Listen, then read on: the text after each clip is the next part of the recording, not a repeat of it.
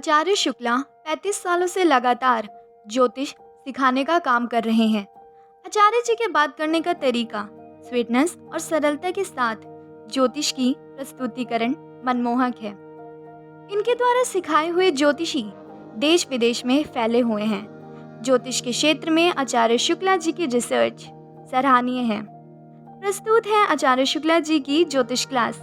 इसी के साथ आपसे अनुरोध है कि अगर आप इस चैनल पर नए हैं तो सब्सक्राइब कीजिए, लाइक कीजिए और शेयर कीजिए।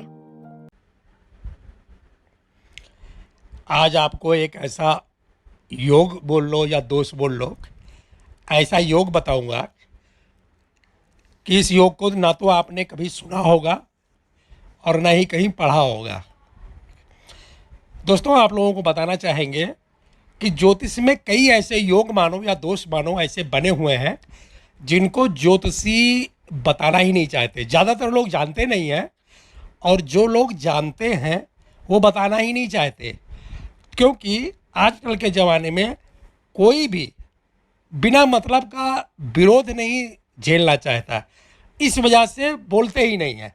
अच्छी अच्छी बातें बता देंगे, सब अच्छा अच्छा प्रेडिक्ट कर देंगे। जो योग दुनिया में सब बता रहे हैं वही बताएंगे। ज़्यादातर लोगों को पता ही नहीं है क्योंकि किसी ने बताया ही नहीं उनको। और जिन लोगों को पता है ना, वो चुपचाप बैठे रहते हैं कि अरे कौन लफड़े में पड़े यार, जो लिखा हुआ है किताब में वही पढ़ो।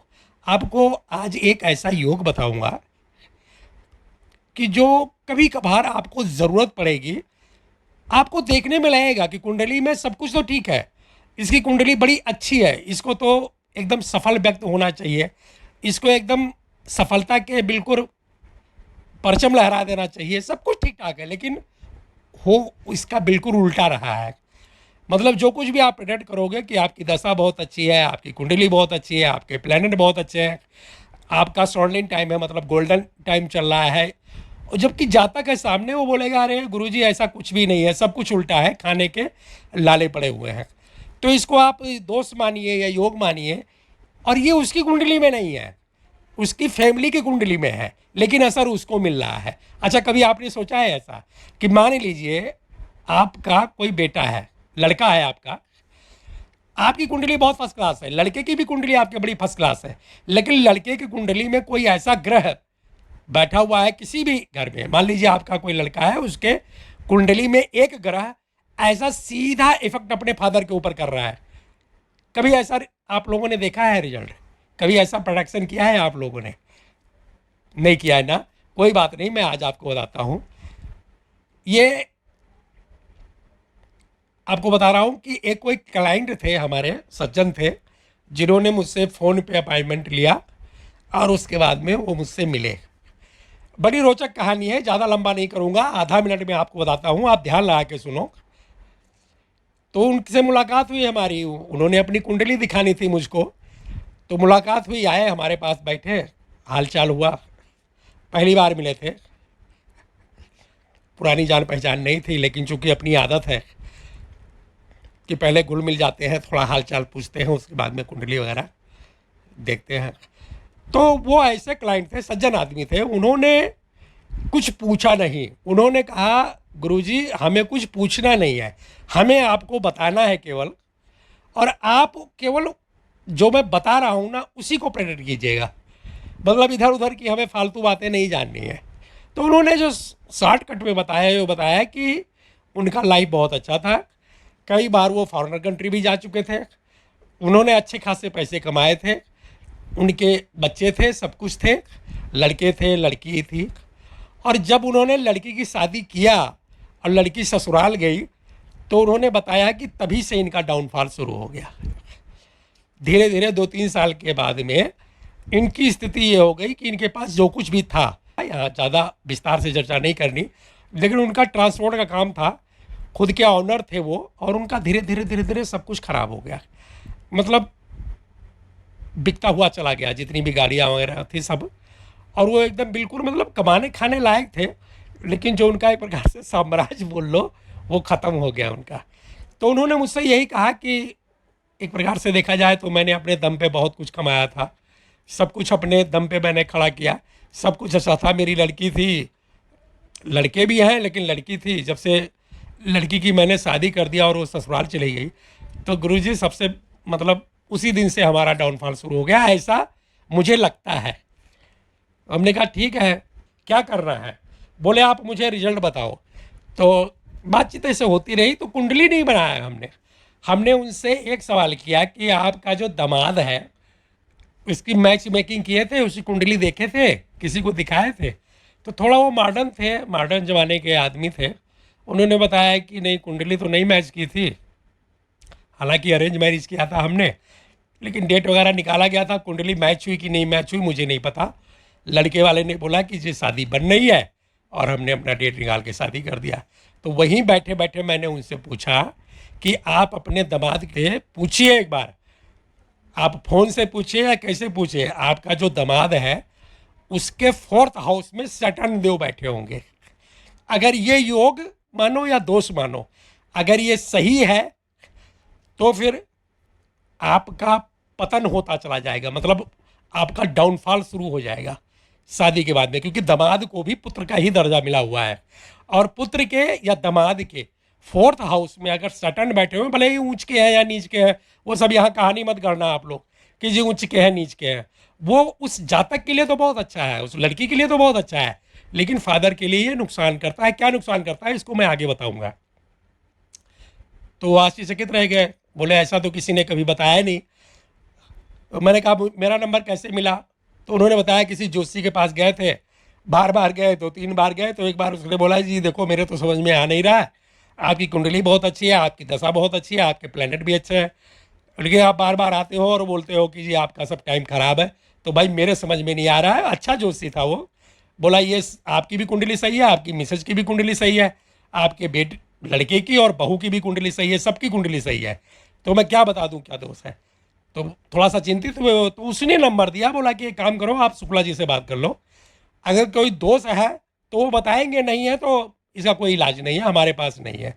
तो उसने हमारा नंबर दिया और इन्होंने नंबर डायल किया और हमारे असिस्टेंट से अपॉइंटमेंट लेकर हमसे मिले। तो इन्होंने फ़ोन मिलाया जी, फ़ोन मिलाया अपने दामाद को और बोले कि आपको अपनी कुंडली के बारे में कुछ पता है? तो आज वो तो मॉडर्न पढ़ा लिखा आदमी है, अच्छी खासी शादी हुई थी, उच्च वर्ग में शादी हुई थी। उसने बोला अरे बिल्कुल मालूम है। तो बोले जी आपका, क्योंकि हमने समझा दिया था उनको, तो उन्होंने बोला कि जी आपका सटर्न शनि देव कहाँ विराजमान है, कौन से हाउस में? तो उसने फटाक से बोला 4th हाउस में। स्पीकर खोल रखा था, उन्होंने फ़ोन कहा तो मुझे देखने लगे, तो मैंने कहा फ़ोन काट दो बस हो गया। अब बोले जी और कुछ पूछना है, लगन वगैरह दशा वगैरह? तो मैंने कहा नहीं कुछ नहीं पूछना। तो दोस्तों मैं आज आपको बता रहा हूं यहाँ पे कि किसी की भी कुंडली हो, अगर किसी के कुंडली में 4th हाउस में सैटर्न विराजमान है, यानी शनि देव विराजमान है, किसी भी लग्न की कुंडली है, जो 4th हाउस जो है उसका लॉर्ड कौन है ये नहीं माना जाएगा। 4th हाउस में अगर शनि देव विराजमान है तो फिर ये जातक के लिए तो बहुत अच्छा है।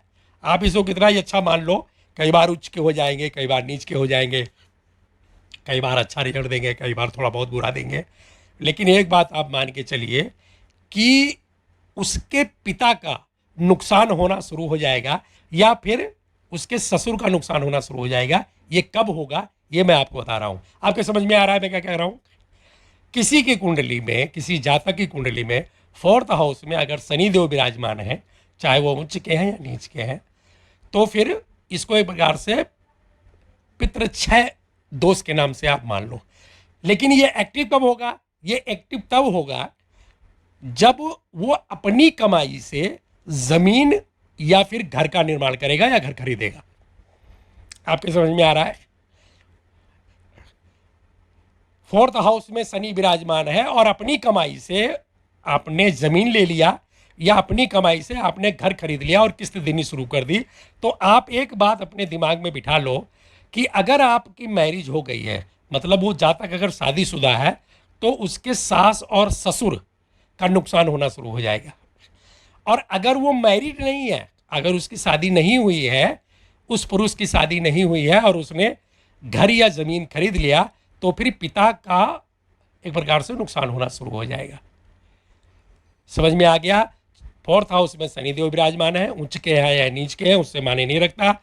वो जातक अपनी कमाई से जिस दिन जमीन खरीदेगा या जिस दिन घर खरीदेगा अपना, अपने नाम पे या अपनी मिसेज के नाम पे, जिस दिन वो जमीन या घर खरीदेगा उसी दिन से फोर्थ हाउस एक्टिव हो जाएगा और सैटर्न वहां पे रिजल्ट देने लग जाएंगे। उस जातक के लिए तो बहुत अच्छा है, उसके पत्नी के लिए तो बहुत अच्छा है, लेकिन उसके पिता के लिए, अगर अनमैरिड है तो पिता के लिए, और अगर मैरिड है तो फिर सास ससुर के लिए वहां से एक प्रकार से नुकसान होना शुरू हो जाएगा। और धीरे धीरे जैसे जैसे वो इंस्टॉलमेंट देता जाएगा घर की या जमीन की इंस्टॉलमेंट देता जाएगा, फुल मालिक बनता जाएगा, वैसे वैसे पिता का या ससुर का एकदम बिल्कुल लॉसेज बढ़ता हुआ चला जाएगा।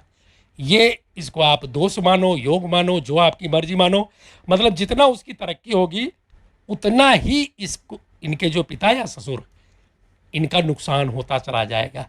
शनिदेव देंगे, जातक को लगेगा कि यार बहुत अच्छी तरक्की हो रही है मेरी, घर भी ले लिया, जमीन भी ले लिया, ये भी ले लिया, वो भी ले लिया, लेकिन आप ये मानो कि जितना उनकी तरक्की हो रही है उतना उनके पिता का या फिर उनके ससुर का नुकसान होना शुरू हो जाएगा। शनिदेव इधर से लेके उधर देने लगते हैं। अब इसको आप दोष मानो कि योग मानो, क्या है पहली बात।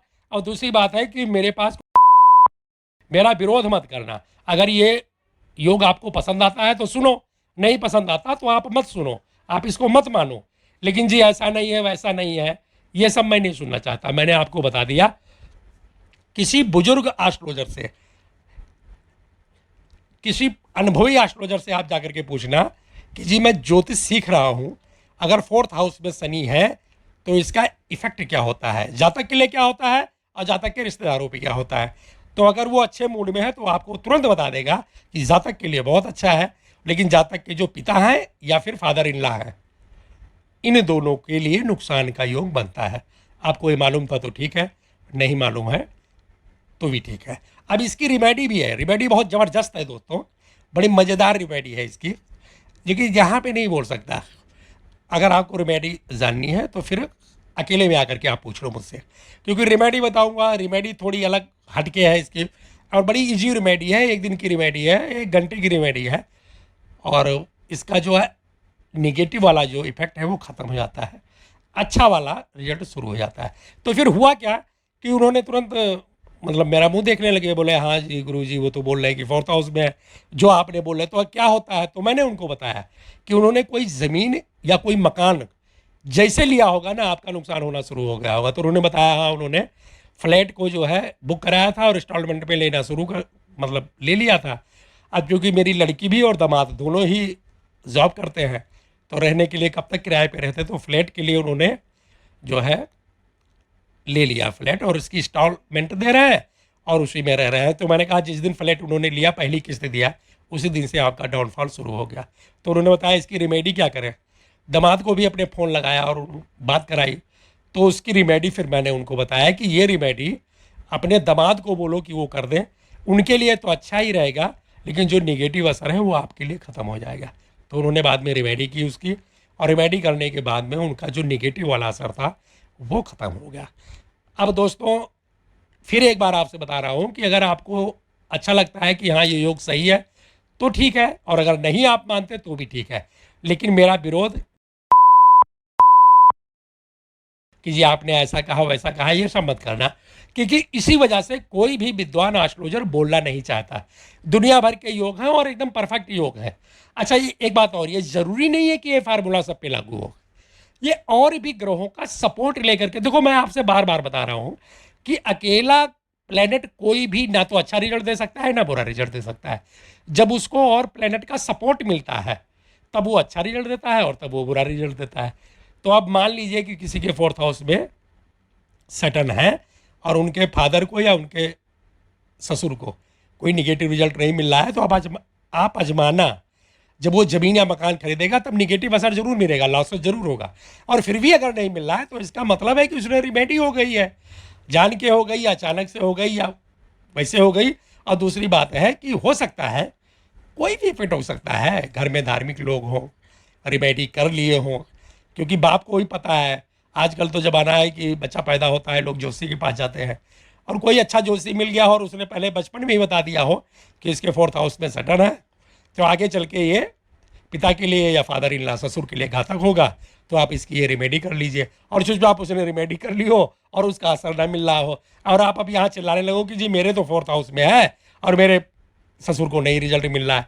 भैया कई चीज़ें ऐसी होती हैं जो छुपा के रखी जाती है।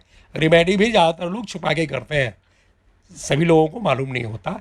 तो पहले आप रिसर्च करना, और रिसर्च करने के बाद में जब आपको लगे कि नहीं ये योग सही नहीं है, तब मुझसे बात करना।